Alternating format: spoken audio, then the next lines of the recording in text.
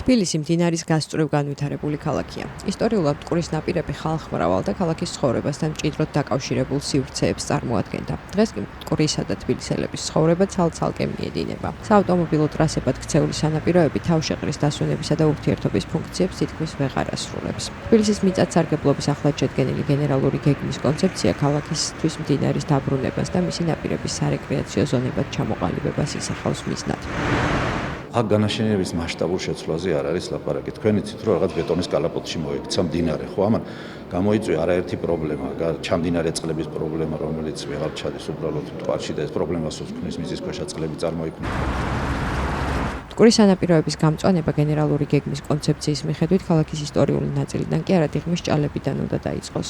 იქ მტკვრის კალაპოტი ჯებირების გარეშე ჯერ კიდევ პირველადი სახით არის შენარჩუნებული. მხოლოდ ორ ადგილზე, ესე იგი დიღმის ჭალების არეალში და დირსი ჭალის ქვედა ტერიტორიებზე გახლავთ მტკვარი ბუნებრივი სახით, ლანდშაფტური სახით შენარჩუნებული.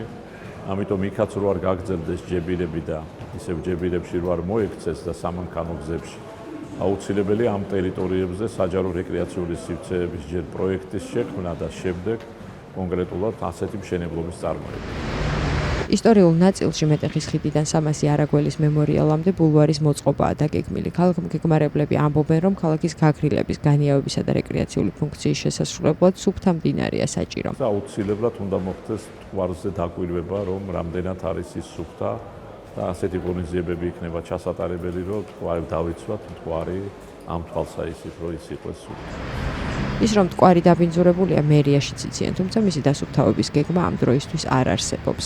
ეს ბუნებრივია, უნდა დამუშავდეს პასუხისმგებლობას, აიღებს დაუშვათ ინვესტორის შემოვა, ქალაქი ნაწილობრივ და ასე შემდეგ. ეს არის კომპლექსური მიდგომა, ეს არის დღევანდელი და ხვალინდელი დღის საქმე, ეს არის ძალიან მოცულობითი სამუშაო.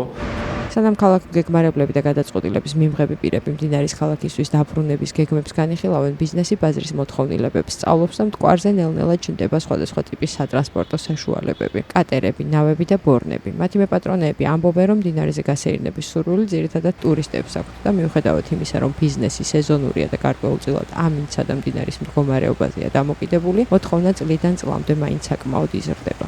ბოლო 1 წლის განმავლობაში მნიშვნელოვნად გაიზარდა მოთხოვნა და მაგიტომაც ჩვენი კომპანია გადავწყვიტეთ, რომ აი ამ ტერიტორიაზე, მტკვრის მიმდებარე ტერიტორიაზე სხვა ობიექტებიც დავამატოთ.